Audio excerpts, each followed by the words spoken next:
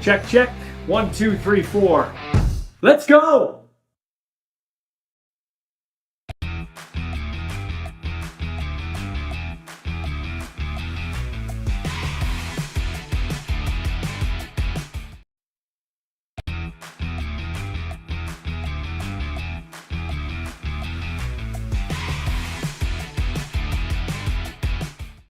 Hey man, how good does it feel to be out on the field and actually playing? I couldn't even tell you how sweet it is, honestly. Especially just obviously having to watch all last year, it just kind of makes it that much cooler to be out there and playing in front of those fans. It's So pretty special. being a special teams guy, you're a ditch digger. You're doing the job nobody wants to do. But I was thinking as I'm watching you fly around out there, number 43, that wouldn't be the case for you. You'll run 1,000 miles now, right? 100%. Yeah. I mean, I think they do a really good job here of emphasizing special teams to a point where you kind of don't feel like a digger in a lot of ways. The way it's emphasized, especially throughout the coaching staff and throughout the locker room as well. There's a lot of respect for guys who fly down there on all four special teams and kind of grind that way throughout the locker room and through the coaching staff. So I think it's just a level of importance that gets put on it in the locker room and in the coaching staff. So I think there's a lot of pride that comes with it. I mean, me and Dalkey and AJ and all the other core four guys, we kind of take a lot of pride in it. So it is a pretty cool job. In the end of the day, I mean, we're still playing professional football, so there's not a lot to complain about. So, Nick, do you guys have an internal competition between you and Dalkey and AJ, the core four, as you said? Do you guys kind of get at it? Because that's a good way. Internal competition's good because it brings the best out of all of you. Yeah, 100%. There is. Coach Ken actually has. They're called Fight Club points. You get certain points for certain things. So that there is a board that gets tallied up with all the guys. So it's a good way to compete and kind of make sure we're putting our best foot forward every Saturday or every Friday when we get out there. So what was it like to finally get on the field and play a game after so much rehab and everything that went on with you? It was super special. Obviously, no one enjoys watching all the other guys kind of like live your dream and play professional football. So it wasn't a whole bunch of fun last year, obviously, but guys in the locker room, my family, the coaching staff, they were all so good in making sure I was still included and obviously involved in the scheme and game planning and stuff like that. So it made it feel a little bit better than it might have actually been at the time. But yeah, obviously getting on the field and finally getting to play after they play Bring 'em Out, it's pretty special. Yeah, you're Oregon Duck guy, played for the Huskies, so you know what it's like to have that great atmosphere at home. But what's it like to run out of the tunnel, Bring 'em Out with the Saskatchewan Roughriders? Calgary kid too, so you're an Alberta guy, but Yeah. you quickly become a green and white guy. What's it like? What's that feeling like to run out of the tunnel? It's the most special thing I think I've ever. Even Oregon, IMG, USask, all of it. There's just a little bit of a different buzz that Rider Nation brings, and you can feel it when you run out of the tunnel. I mean, the American guys, even dudes who played at Alabama, LSU, places like that, they talk about it too. How it's just a little bit different when you run out of the tunnel in Mosaic. So it's a super special feeling, and it is awesome.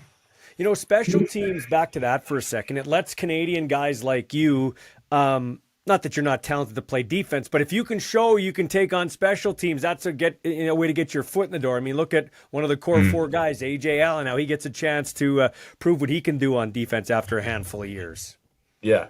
Yeah, I think that is kind of the starting point for a lot of young guys in the league, not just Canadians, obviously, but there's a lot of American guys who kind of make their name on special teams. Aaron Patrick's a guy on our team who's kind of working that right now too as well. So I think it's a great way. I think it's kind of just the ebbs and flows of football. Every place I've really been is where, like at Oregon, freshman guys, you kind of make your name on special teams before they trust you enough to put on the field on defense. So I think special teams is awesome in that way because you got a bunch of hungry guys out there who obviously want to make more of a name for themselves, even just on the defensive side of the ball. So I think special teams is, especially for the Canadian guys in the league and everybody really, I think it's an awesome stepping stone. Nick, you referenced Patrick there. Talk about some of the Americans. Do they love our special teams? Because down south, you'd know, playing at Oregon, my kid played at UND. It's pretty boring. Like there's fair catches, there's touchbacks. Here, you got to do something with the ball almost on every play. Yeah, I think that is kind of a part of the unique part about the Canadian game is that special teams are still a massive part. I mean, obviously we walked off a win this year on a kickoff return. So I mean, it feels like in the American side with the fair catches and kind of every kicker and their dog being able to kick it out of the back of the end zone on kickoff, like it kind of does take some of that out of the sport a little bit. Whereas obviously having a longer field, kickers aren't able to kick it in the end zone every play. It does make special teams a lot more emphasized in our game, and I think it's good for the game. I think it's good for young players in the game. And I think it's a really good differentiator from the American game as well. What did you learn about yourself in the year plus that you were out? I mean, you got drafted with a knee injury and then you got hurt, and there's some dark days in there, man. I have a son that goes through injuries. It's not easy. How did you keep it on the rails? What did you do? I think just having great people around me was the biggest thing that kind of got me through all the tough days. I think it's pretty easy to go in and put in the physical work when mentally you feel nourished by your teammates and your family and the coaching staff. Everyone's still lifting you up and making you feel like you're just as much a part of it as you would be if you were healthy. So I think having amazing people in this building and amazing people in my family who have kind of helped me through it. I mean, everybody who asks, I tell them the same thing. I have a lot of people to thank to get me through that year, because there were for sure some dark days, but I had a lot of great people pulling me out of them. Your dad's my friend Roger, so we talk once in a while, and he was saying how he's just pumped about the situation there in Saskatchewan and the leadership there. Maybe talk about that. I know Kent Majuri really well. I consider him a friend. He's a great special teams coach. And I know Corey Mace casually, but by everything I'm getting, he's running a pretty good ship there. Just talk about the leadership in that locker room. I don't think there's anywhere else I'd rather be in the league, truly. I think you can feel it from the coaching staff down, the buzz, the excitement every day that they bring to the table. Coach Mace is in there yelling in the special teams meeting and getting everybody fired up at 9 a.m, and Coach Kent does the same thing as well. So I think the quality of coach is very important in football, but I think the quality of person is just as important, and I think we have some extremely quality people leading us every game. So I think I have a lot of people to thank for that as well. I think obviously having the leadership in place that we have is pretty special. A couple more quick questions for you. How'd you spend your bye week? What'd you do? I went home, hung out with the family, kind of decompress, take care of kind of the bumps and bruises you get over the first 4 weeks. I think we're pretty lucky with the buys this week. We kind of get the season segmented pretty well for us, which is a blessing for sure. But yeah, just kind of taking care of the bumps and bruises, hanging out with family, making sure you see everybody at home that you want to see, and then back to work. Yeah, so you guys are 4-0. I've talked about this for years. You got to build that early season equity. Like sometimes, and I'm not saying you guys do it, but sometimes they'll be like, yeah, we lost the game in June, but that's not a big deal as long as the season starts at Labor Day. That's what you always hear about the CFL. But if you can build up that early season equity, there's going to be ebbs and flows. Not too many teams go unbeaten. So just talk about these early season games. You're off to a 4-0 start, and you got a good Calgary team coming in, but it's nice to stack these games. 100%. I think in the standings, it even obviously carries it through to the end of the season. Obviously, the wins you get in the start of the season still count the same in the end of the season. But from a confidence standpoint, I think it's massive that we're kind of gelling as a team and coming together the way we are. Obviously, having confidence in the guy next to you and the coaching staff as well. I think it's easy to do that when you're having success early, and I think that's a super important part of kind of hitting our stride when we want to later in the season, and making sure that everybody in the locker room is together and there's no fragmentation that comes from maybe early in the season struggles. So I think for confidence and kind of confidence in the guy next to you, I think is huge to get these early season wins. Well, you guys have a template because you saw it last year. You went 8 games without a win, 7 losses and a tie. Now there could have been wins, and somehow remarkably you finished in second place. But you know how important it is to build up these, because there's going to be a stretch where things might not go your way. 100%. Yeah, I think winning I think it's a principle thing in football as well. I think you don't go into games in week 2 thinking, we can lose this one and kind of get away with it.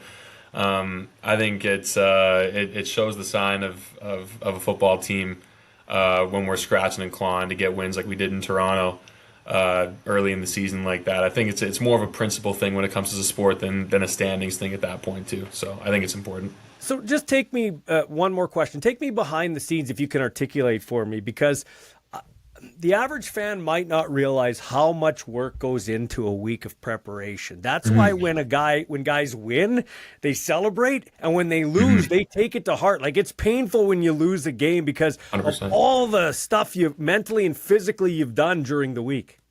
Yeah, 100%. I think to kind of compare it to the business world or wherever, if you were to put, I mean, all your effort into a project for an entire week or 2 weeks, and then to see it kind of fall through the cracks at the end of it, I think that would be pretty jarring for someone in the business world as well. So I think comparatively, it's the same for us. I mean, we go through the whole week. We have hours and hours of meetings, and obviously it's pretty hot outside today. The guys are grinding in the heat and stuff like that. The practices aren't necessarily easy under Coach Mace, and he makes sure we're working every week and running the ball and making sure the cardio's up. So yeah, I think the work that goes into it through the week is massive in the preparation for the game, but also kind of the payout at the end of it. Obviously, everyone's fired up at the end of a win, not just because we won, but because we see the week of work and meetings kind of pay off in the end. So in Nick Wiebe's words, last point, what do you got to do to beat the Calgary Stampeders and improve to a perfect 5-0? I think we just got to play Rider football. So just kind of the fundamentals, do the little things well, sprint to the football, try to be as dominant as possible in all three phases of the game. We think, obviously, we have a lot of respect for Calgary. They've been playing some really, really good ball lately, and no one has taken them lightly in this building. That is a very good football team. So I think just being ourselves, playing hard and physical and fast in all three phases of the game, and making sure we do the little things right. Does your family come in to watch the home games? Yeah, no, they make it out for most of the home games. My dad makes sure he's here. He makes sure he gets here. How many jerseys did you have to buy for everybody? Oh, well, I try to keep the 43s nice and sparse in the crowd. Yeah. So when we go to Winnipeg, they lay off my parents a little bit. Just hopefully they can do that. But no, there will be a few 43 jerseys floating around at the game on Saturday or Friday for sure. Hey Nick, I'm so happy you're on the field. You're a great kid, and it's fun to watch you. Continued success and continued health. Okay. Awesome. Thank you, Ballsy.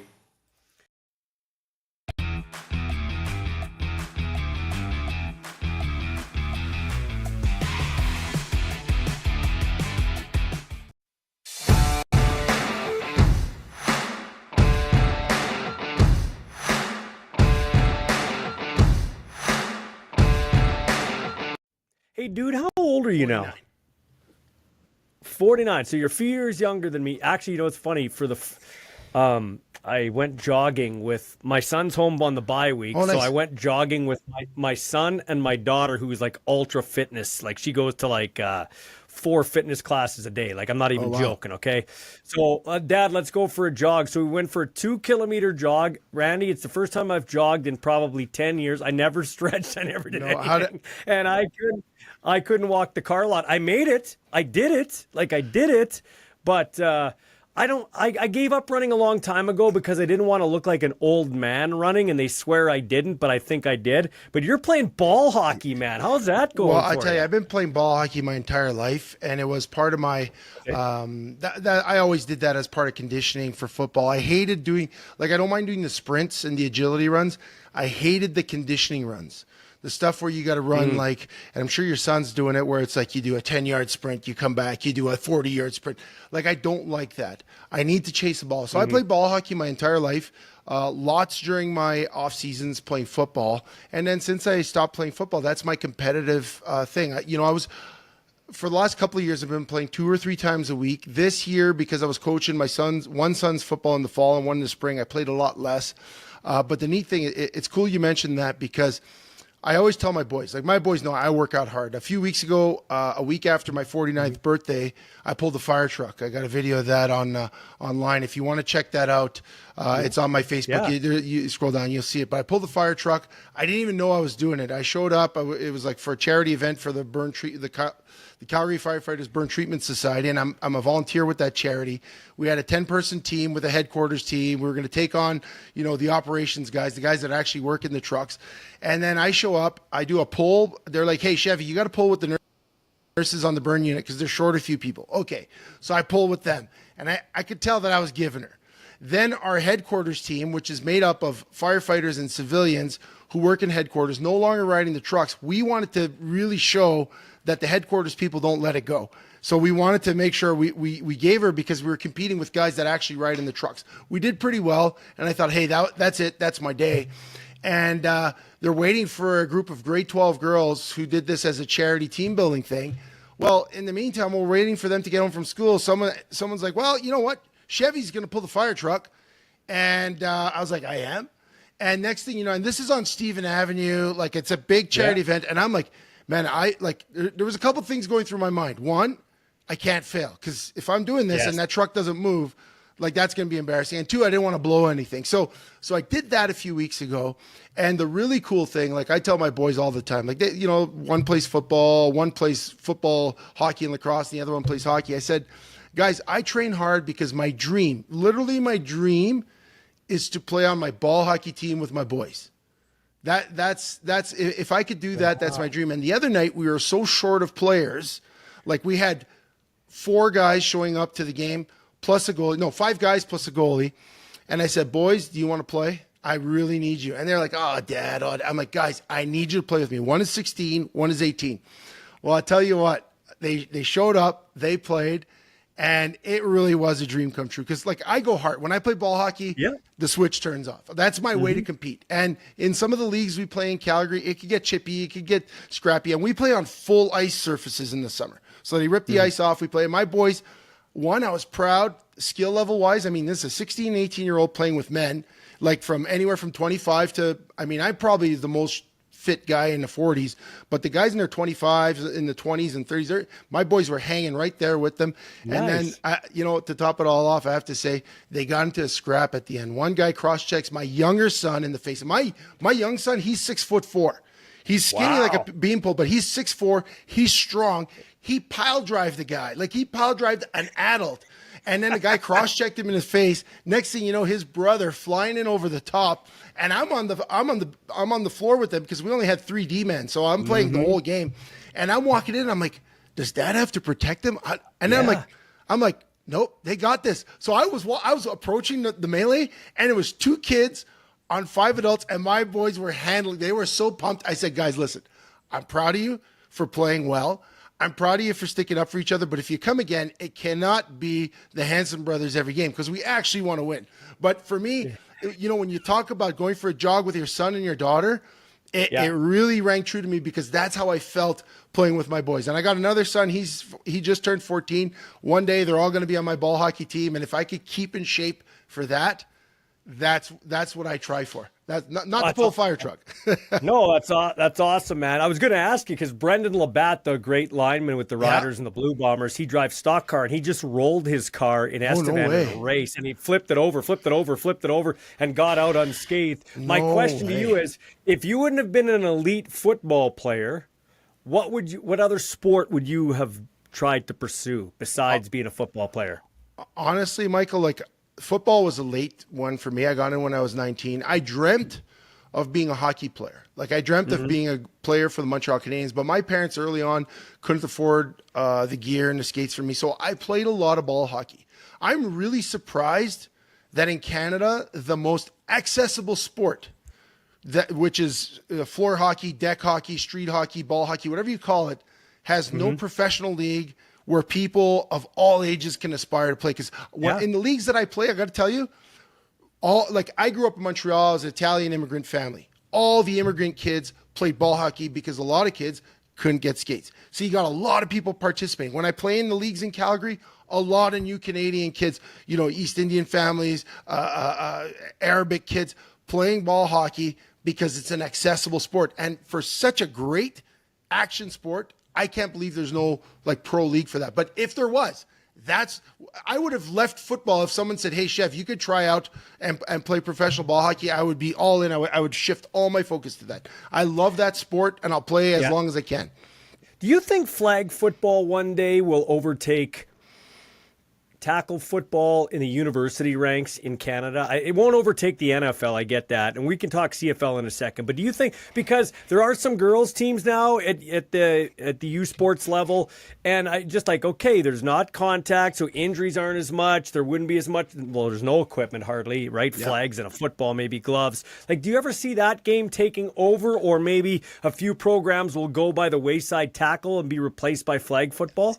Yeah, I mean, Michael, we had to talk about this last year, the development of football and where it's going. And, you know, I talked to Jim Mullen about that after SFU dropped their program. And, you know, with this Olympic movement, that can light a huge fire under that. I mean, everyone talks about what the Olympics in Calgary did for a catalyst for winter sports and winter athletes and winter Olympians coming out of the West. And I got to imagine that flag football, again, being very accessible, being sort of the antithesis of contact football. Like, many parents are scared to put their kids in contact football. But when I look at Calgary, you know, I used to teach in the Calgary Catholic system here.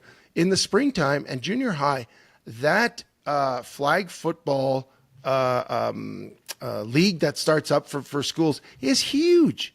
And if you make it that there's an infrastructure for these kids to go on beyond, I mean, really all that's missing is universities getting together and saying, hey, we're going to have a cross Canada flag football league. And I think next thing you know, it does become a big deal, because then there is that ability to go to the Olympics, to go to the next level. I mean, look at women's hockey at the Canadian, the CI, what do they call it? U Sports level. Yeah. And the amount of girls that come from U Sports that go play hockey in the Olympics. It's not the same for men's hockey, because a lot of the guys going to play men's hockey, even if you take the NHL guys out, they're going, you know, from the pro leagues in Europe and all that. But just looking at apples to apples, those girls coming out of U Sports, because that's the highest level of compete there is for that sport, the next level is the Olympics. And I could see that U Sports, you know, I don't know how they decide that, but I guess if there becomes enough demand and it goes from a club level to an intercollegiate level, there's no reason why it can't be. And again, I've been, you know, I went to McGill. I've been to games here at U of C, you know, except for Laval. The crowds in the U Sports aren't huge. I mean, unless you know of some other schools that really have big crowds. But Laval's you best, but I think that's part of the problem. Listen, we don't do enough to cultivate the storylines behind the scenes. We don't know who the Randy Chevriers are until they get to the league, and even then we don't really know them. Whereas in the States, they're cultivating these storylines. Yeah. I'm very disappointed that we have 5 channels on TSN and we can only get 2 rounds broadcast on TSN. Then we got to flip over and go find it online. The combine at least isn't streamed. Like, it's that type. And then you hear the one thing people say when they don't like the CFL right away, I hear this all the time. Well, if they didn't protect guys by their birth certificate. Now, there may be a couple of guys like you and a couple of guys that would have found their way. But by and large, and I've talked to a lot of guys, the John Ryans, the Brett Joneses, these kind of guys, if there's not a ratio, they don't have a sniff because of the American coaching bias. They're not going to look for the... So that's why I'm a defender of the 3-down game. How if you had to change something about our game, what would you change about? Because I think the game isn't broken, Randy. I think it's everything around the game that needs to be fixed. But if you had to change anything in our game, would there be something you change in our game? You know what? Before I go to that, I will say I back you up. I'm a defender of the Canadian content in the CFL. You know, I believe that when guys given enough opportunity to play and perform at the highest level, they become that good. And yeah, maybe getting into the CFL, guys coming out of Canadian universities don't have that same opportunity, but a Brett Jones, like you mentioned, a John Ryan, a couple of other guys that have come through and then gone on. Look at Tavon Campbell. These are guys that, given the right amount of development, they shine, and then they go on to the next level and shine. And it didn't matter the birth certificate, but the Canadian, if you say protectionism of that, is worth it to develop this home. Do you not think that the Philpott twins could not star in the NFL right now? Oh my God, I watched those guys, and we got one in the East and one in the West, and they electrify the stadiums when they're in there. So I think that that's a great component to the game, and I'll debate anyone on it. Because, there might be a bit more long-term development in the United States, but a lot of guys now, especially with the NIL, guys jumping ship, they're getting one good year out of college.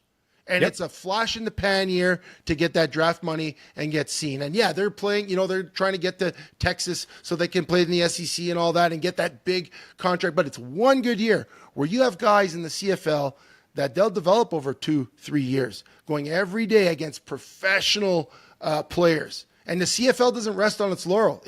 If you're not good enough to play in the CFL, they'll go find someone else that's good. And so I think that development curve for Canadians in the CFL is a lot quicker and a lot faster than people give it credit for. That being said, when it comes to attracting fans to the game, and we spoke offline the other day, there's so many ideas and you could go so many ways, but if you just talk rules for rules, it might have to be, I wouldn't shrink the length of the field. Because I think that, the potential for the deep ball and all that, maybe the width a bit. And I think that for me, when I look at an NFL game, when I watch it on TV, if I'm just looking at the presentation, you could get all 11 guys in one camera angle and they all look big. From the top corner to the bottom corner, you get them in that frame, they look big. But because the CFL has to pull so far away to get the top guys in, it diminishes the presentation on TV and everyone's like, well, everyone looks kind of small.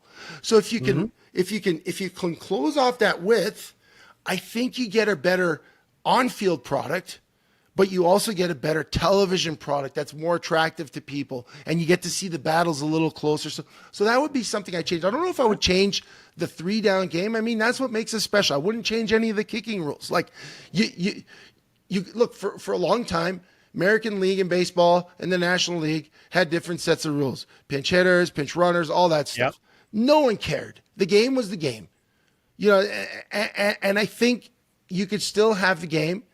And I think as long as you keep the integrity of the rules, but I do think there need to be some changes looked at. We can't go the old way and expect to attract new fans because you're old school. I played in the old school era, and I'm realizing that, when I go to a game, as much as I love the CFL, people aren't coming. And I don't know if it was COVID, I don't know what it is, but they haven't come back. And I went to a great game in Calgary on Thursday, the Stampede Bowl. I think the Stampeders are doing a fantastic job trying to market the team, doing as much as they can. They brought Brett Michaels of Poison. Now, my kids could care less who's Brett Michaels. My girlfriend. My girlfriend's 10 years younger than me. She had no clue who it was. She heard, Every Rose Has Its Thorn. That's the only song she knows. But the value that they bring in, the value they're trying to create, it's there, but the people aren't coming. So I think they gotta kick even, like they gotta really outkick their coverage on this one to get people talking. So what would you? So listen, I'm saying the league needs to try something, and so I had fans reach out to me and say, "Did you think the Stampede Bowl was kind of hokey?" Like I said, I don't think it was hokey. The celebration at the end kind of had a Grey Cup feel to it on a stage, and so that was a little weird, but the Stampeders tried something, so I will never, there's college bowl games, so I will never get mad or downplay what people are trying to do. But we were texting back and forth, and you had a great idea. I don't know if it's feasible, if it can happen, but if they want to take this to the next level, you were talking they should do it right at the Stampede grounds. 100%. I was just there on Monday, and I was very lucky. I got to be part of the Homegrown Heroes as part of my work with the Calgary Fire Department. Got to be on the grandstand stage for the Chuck Wagons, the national anthem. And I believe, and don't quote me on this because I don't know, I should have done the research before we got on, but I believe that one side of the grandstands holds probably about 15,000 people. I'm not sure if that's the number, but we should look this up. But 10 for sure. I think 10 for sure. I think 10 just eyeballing it for sure. But I believe that as a kickoff to a great out event, I believe that that's where they need to find a way to build a stadium, temporary, that they can play at, whether it's rolling a turf like they do in Arizona. They might have to build some temporary flooring to make it all level, but that is such a fantastic location. And because Calgary's grown so big and so wide in the 20 years since I've been here, McMahon Stadium is no longer considered central. And people in Calgary, and this is a Calgary issue. I don't know what Montreal is, but I know what helped Montreal was going downtown, because people in Northwest Calgary will only travel across quadrant for work and for IKEA.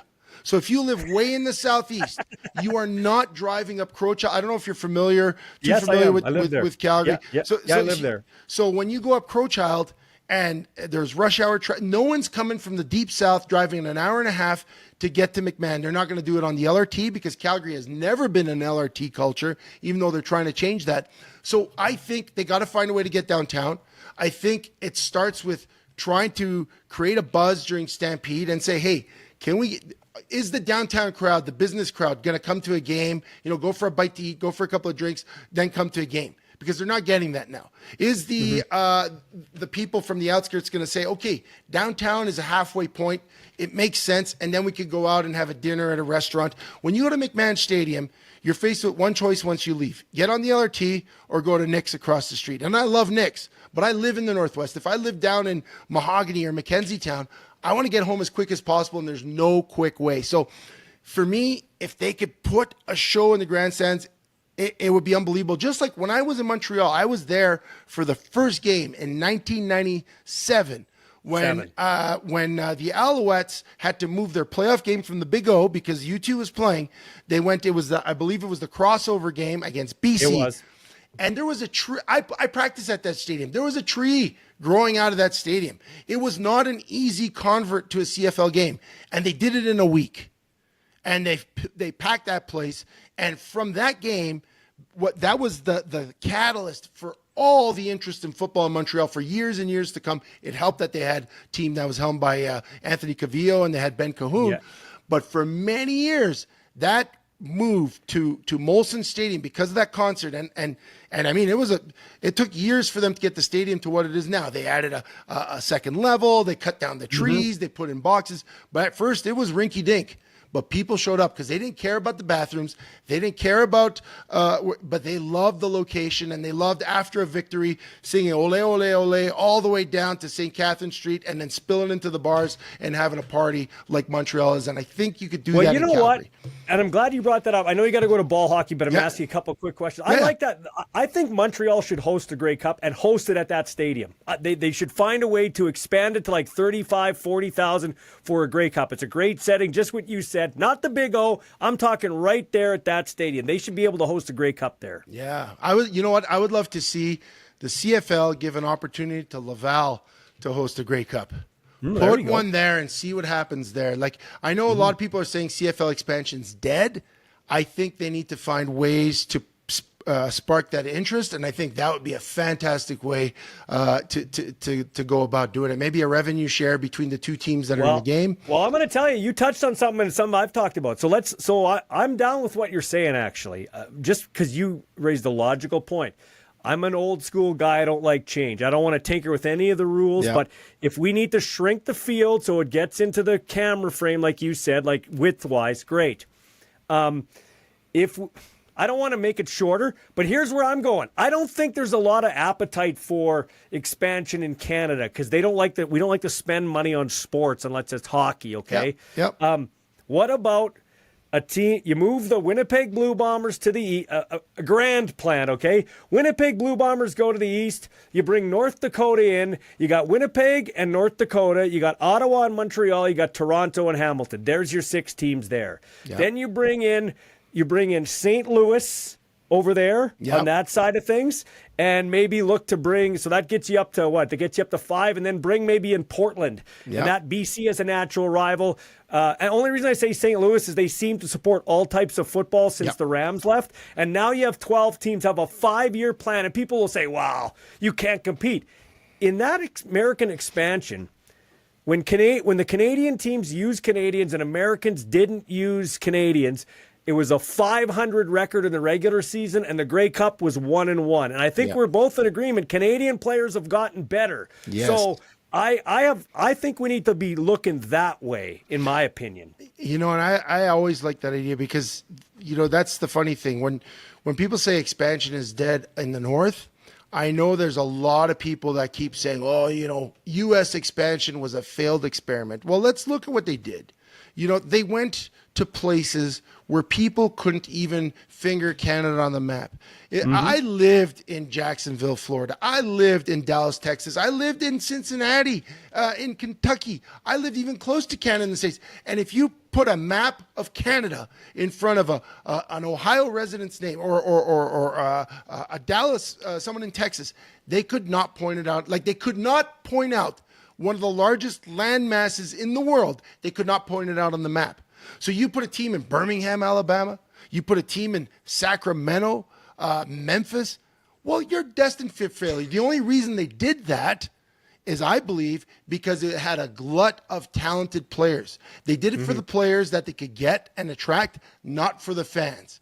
And I'm fully in concurrence with you that if they did something, like you said, in a Portland area, North Dakota, I don't know, you have a little bit more familiarity with that area to know if it would support. And I know they know where Winnipeg, they know where my buddy, my son's buddies in North Dakota is like, where can I watch your draft? You're getting drafted. He goes, well, you can't really watch it. Yep. But they're craving it. They know where Saskatchewan is. They know where Alberta is. They watch the CFL, like just right there. It's like almost an extension of Canada. 100%. And a blue collar corridor like Windsor, Detroit, you can't do something there. Are you kidding me? Like that is so there's places, but CFL has to reimagine what it looks like. If we're thinking about TV content, then you got to reduce your expectations for gate attendance. And then you got to say, okay, how can we support 3 or 4 other teams and make it so that they're financially viable, but we all benefit because now TSN has that extra game. Because, Luke Wilson went off a couple of weeks, and we talked about him on our show a few weeks ago. And, there's some points that he made that, were relevant. And where I do agree with him is this. Like, if I watch CFL and there's a bum game on TV, and there are some bums, like they're not all, like we say all Canadian games are exciting, but when a Canadian CFL team game sucks, it sucks. And the problem is there's nowhere else to turn to.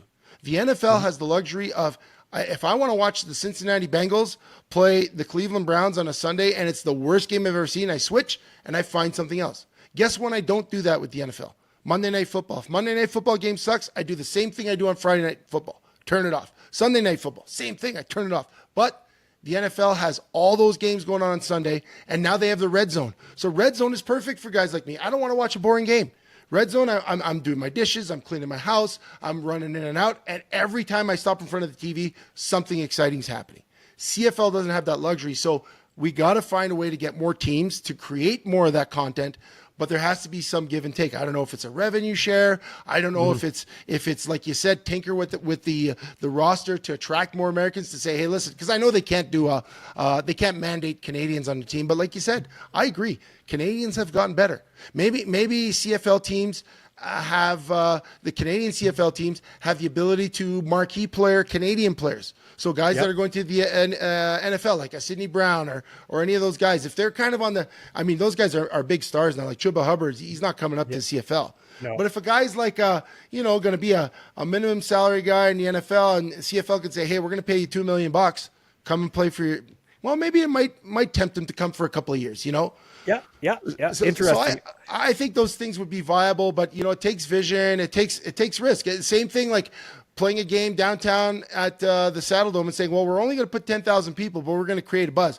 Well, can we do that? Well, I don't know. Let's try it. What's the worst that could happen? Well, and I think at this point too, everybody 12 and under gets in free. Let them in free with accompanied by a parent. Then maybe they buy a hat, maybe they buy a hot dog. And I've talked to some executives about that. Well, we don't want to diminish our tickets. Well, people aren't buying your tickets, so let's get people into the stadium. You got to get people turned on to be the next Randy Chevrier. And with that in mind, I'm going to bring this up because I know you got to go. Yeah. I picked my all GOAT team by position, and I put you as the long snapper. Now, I appreciate that. Well, no, and I do think you're a 3-time Grey Cup champ, and you did lots on and off the field. And I'm going to ask you a question in a second. But truth be told, long snapper's a very like the holder. The long snapper is a very underappreciated position to the point where I'm a football nerd, and I couldn't really list off a whole bunch of long snappers. Okay, right. But I do think you'd be at the top of the list every time, and I'm not just saying that because you're on here with me. So with that in mind, what are you most proud of your career? Take the winning out of it, like take the championships out of it. What are you most proud of in your career? Oh, that's a tough one. I mean, I think the longevity is one of it. I mean, I got injured, like I got lots of injuries, but I never missed a game. And I'm talking about like torn knees, broken thumbs. I never missed a snap. I never blew a snap in a CFL game. So that's a pretty proud achievement. Wow, that's a great stat. Because, and again, when you pay attention to long snappers, like I did my entire career, you'll have guys saying, oh, this guy's the greatest long snapper of all time. But even some of those guys, I know early on in their career, they bounced a bunch on the ground. And it was a rocky road for a lot of those guys. And again, more power to a lot of those guys. They eventually became some of the greatest that people have ever seen. But yeah, I'm very proud of that. But I think I guess the proudest thing is towards the end of my career, especially in 2014, I was sat on the bench. I could have played, but they wanted to kind of figure out ways to tinker with the roster. And, I was always cursed as being, because I was such a good long snapper, they never wanted me to get hurt. So they never wanted to play me in other positions. But then all of a sudden it was like, well, you're one dimensional. I was like, well, you made me one dimensional. And so in 2014, I played 3 games that season, and then I was kind of told to take a back seat. And I took a back seat the whole year, right into winning the Grey Cup. And, I had to really focus on how I can contribute to the team, how I can be a great teammate, how I can be a great leader, and not make it about my desires. Because my desire is to compete. Like, I'll tell you, I'm a competitor. I'm always competing. I'm still calling the Stamps right now and letting them know, hey, listen, I know your guys got surgery and I know you have plan B, but if something happens, we need to start talking now because I got to arrange things with work. Like I've called Dave. I call everyone every year. I call everyone. Dave, yeah, I'm not even lying. Like I've sent texts. I send texts to them every year. I'm like, listen, guys, I know you might not think it's serious. And I told Dave 2 weeks ago because Aaron Crawford got hurt. Yep. I said, Dave, Crawford. I know you have a plan B because I would have known if I was plan B, but you might not have a plan C. If you don't have a plan C, let's start getting the wheels in motion so that if the call comes, I can come. And I'm ready. I pulled the fire truck, so you just call me when. But what did he say? Well, he said, thanks for letting me know. But what I'm proud of most is that in 2014, after all that, I didn't make it about me. I made it about the team. And the next year, they brought in 5 guys to compete for the job. I had just come off tearing my knee because I tore it like the day before the Grey Cup, being a dummy doing scout team, and tore my knee. Everyone's telling me I'm going to retire, and I came back and I won my job back. And so that for me was a very proud moment. And Renee went from 88% kicker back to 93, 95%. And that was my last season with the Stamps. And for me, that's very proud. And how I handled a lot of what happened, because had I not handled things properly in those days, I would have not got called back during COVID when the Stamps called me back and brought me in as an emergency. So that was pretty cool. So how did you do that? Are you like, I'm a hothead. How did you do that? How did you not, like, did you go kick the cat? Did you go kick the dog? Did you go punch a bag? Like, what did you do? Because you strike me, you fiery Italian French dude, like you got a temper probably, you're alpha male. How did you handle it properly? Because I probably would have blown a gasket myself. Well, I'll tell you what, Michael, in 2008, when Coach Huffnagel came over, he was a new head coach. He brought in Chris Jones. I had just come back from California. I was training with NFL guys. I thought, I'm going to get my shot to show these guys what I can do. And I was one of Tom Higgins' guys. Tom Higgins was the guy that brought me to Calgary. Well, I instantly found out that I was not a Huffnagel guy. And I was no longer playing defense. And it was a shock to me because, I mean, I never bought this guy's that guy. Like, I played for the team and I'm loyal to the team, but I didn't realize all the politics. And anyhow, long story short is in 2008 was my first taste of that. My first taste of, doesn't matter how hard you work, doesn't matter how committed you are. If someone doesn't want you to play, you ain't playing. And I handled that very poorly. And, when you talk about mental health and all these sorts of things, I handled it poorly at home. I handled it poorly on the field. I didn't know how to handle it. I bounced back from that, and then I accepted my role. They moved me to offensive line. I'm not an offensive lineman. Like, they moved to offensive lineman. I was the 7th offensive lineman, long snapping. And then I remember in 2011, free agent deal, Coach Huff comes to me before free agency. He's like, Chev, he's like, I can't pay you this. He gives me I think it was like a $15,000 haircut, a hometown discount, the way they do in the CFL. They know you got a house. They know you got kids. Well, you could go somewhere else for the pay cut, for the difference, or you could stay here. So I took the pay cut. 3 days later, the first guy they sign in free agency is Tim St. Pierre, Edmonton Eskimos long snapper. And I'm like, oh my God. So anyways, the first year Tim was there, we became good friends. We were roommates. But the following year, Tim won the job, or they gave him the job after training camp. I sat 6 games on the bench. I dealt with that again. He got hurt. I got back in. Things were great. And then 2014 happened. I really was able to look back at the mistakes I made, and the difference between satisfaction and happiness, and I separate the two. They're mutually exclusive to me. I could be dissatisfied all day at work, but I wasn't going to let it affect my happiness. And early on in my career, they melded into one, and because I wasn't satisfied at work, I was unhappy everywhere else. So in 2014, I was like, you know what? I was 38 years old. I still get to come here. I still get to lift weights. I still get to run, act like a kid, help the young guys. And that's what I did. And in 14, I won the Tom Pate Award because of that. And I played 3 games. So for me, that's the proudest moment, because I got that picture with my kids on the stage in BC. We got the Grey Cup. I got all 3 boys there, all the guys lifting them up. And my one son, he's at the top of the page of the picture looking at the confetti falling.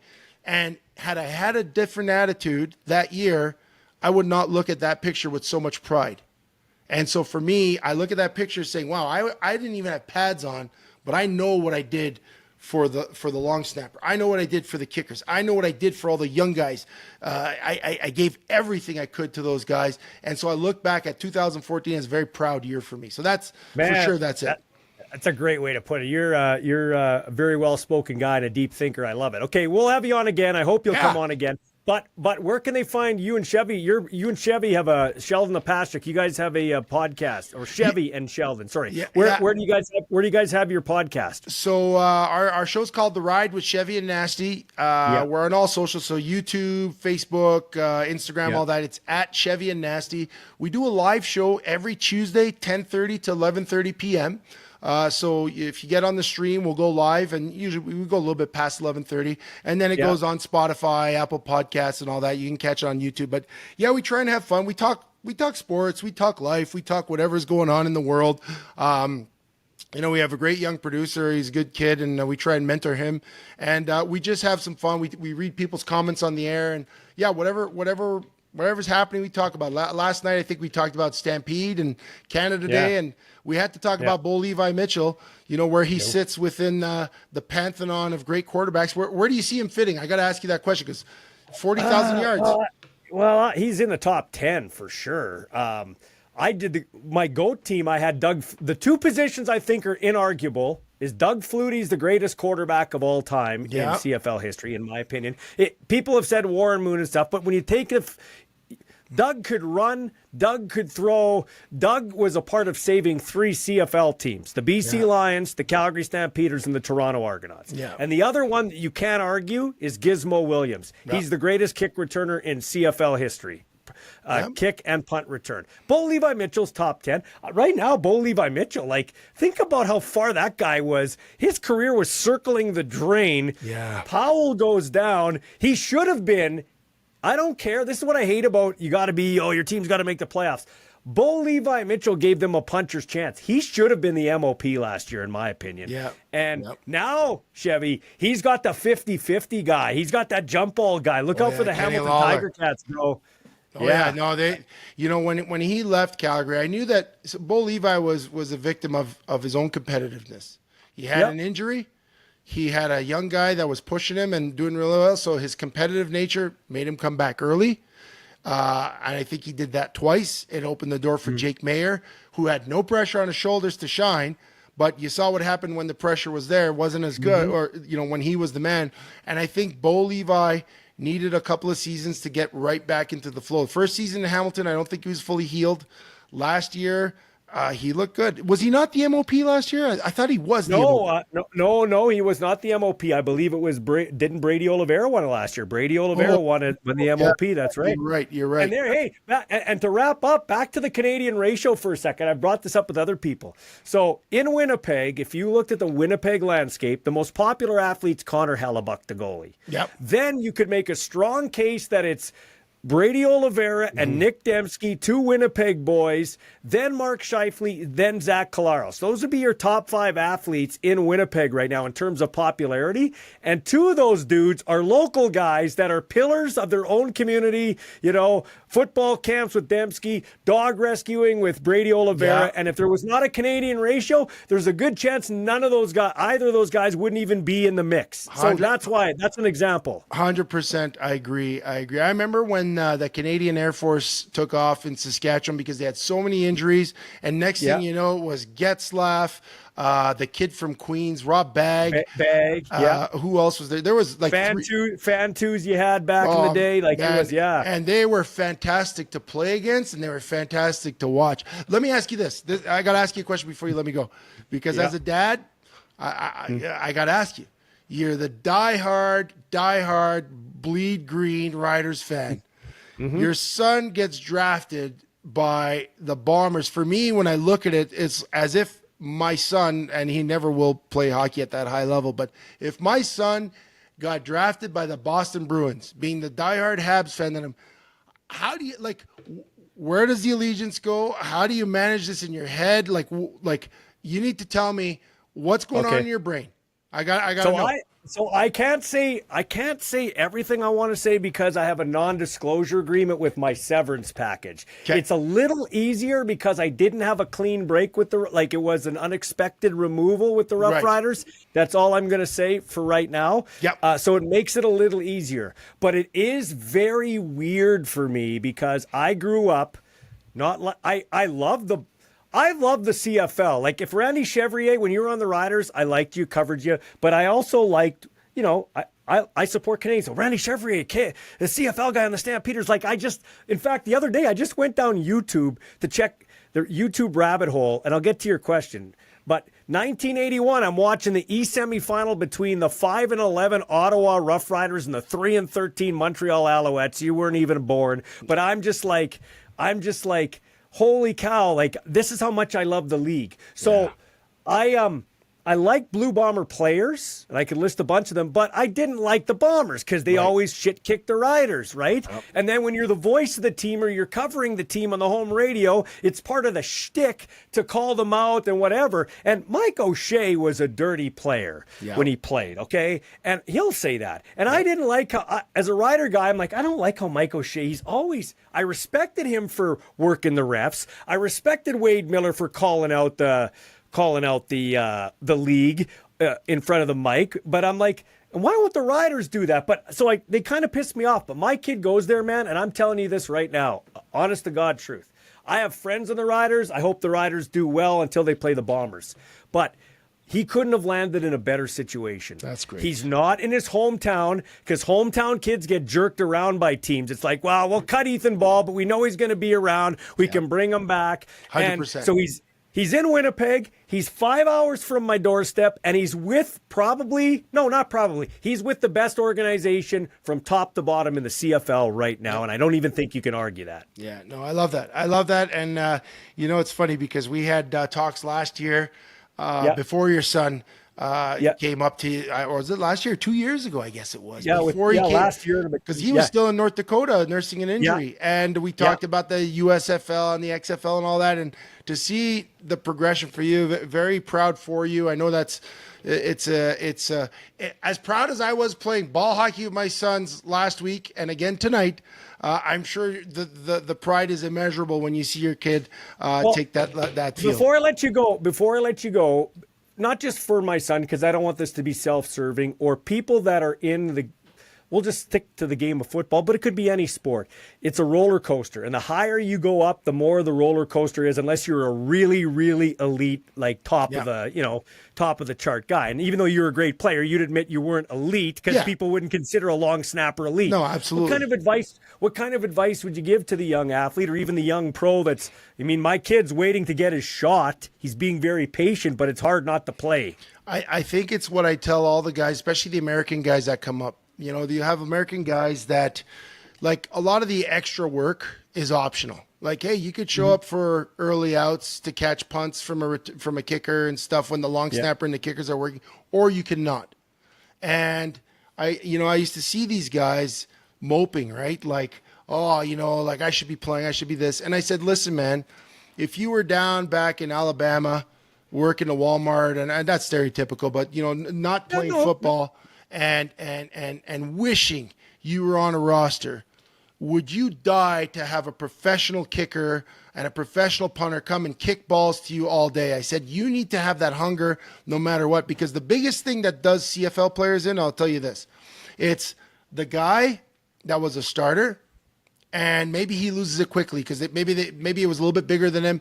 He loses it quickly. They put someone else in. He mopes. He slouches. He's not ready. And then the guy gets hurt ahead of him. He goes back in and he proves that they were right the first time. Because he's, instead of taking it as a challenge to prove them wrong, he slouches, he mopes. You've got to be dialed in. Nobody cares if you feel sorry for yourself, and no one's going to feel sorry for you. So that year when I sat on the bench, I didn't know how to handle it. If someone would have said, listen, you got to be ready because your opportunity is right around the corner. And same with that year, 2014. I tore my knee right before the Grey Cup. I was 39 years old. I had Mark Steven. I had all the guys calling me in the offseason, Chev, when are you doing the retirement? And I said, guys, listen, as long as I'm under contract and the Stampeders invite me, I am going to compete for my spot. And they drafted 2 kids that year. They brought in another guy. And they also had Tim St. Pierre, who was coming back. I went in camp. Huff gave me I'll tell you what, he gave me a pay cut in the offseason. And I signed it. And then he said, Chev, just because you signed this deal today doesn't mean you're on the roster in June. He's like, I don't make roster moves in April. I was like, oh, this guy's trying to kill me. And I still went into, he said, I'm going to use you the same way I did last year, like an insurance policy. Okay, whatever. After 14 years, maybe I earned it. I still went in, I still competed, and I won my job back because one guy folded like a deck of cards. One guy got hurt. One guy wasn't snapping perfectly, and I just focused on me. And if there's anything, it's just staying ready and not feeling sorry for yourself. You got about a minute of feeling sorry for yourself, but there's a whole lineup of guys ready to take your spot. So that would be my only thing, and just enjoy it, because the one thing I didn't do is I didn't enjoy it as much as I should have. I was so anxious all the time, like performance anxiety, but that, hopefully your son can handle a little bit better for me, because I just wanted it so bad that I was so wound up all the time. I won't give the guy, I'll let you go, but I won't. We could talk for 2 hours. You missed the ball hockey game. I was talking to Ethan, and he said he's talking to this American guy, and I won't say who it is because people will pick up on it, but the guy is kind of moping a little bit, like you said. And Ethan, I was proud of him. He said, turns to the guy, Ethan's words, not mine. Yep. He said, hey, he goes, you, kind of what you said. He said, you were just with me in rookie camp. Look how many dudes were with us in rookie camp. Yes. And they got the knock on the door. Your roommate got jettisoned. My roommate got jettisoned. And we are still sitting here on the practice roster of a professional football team.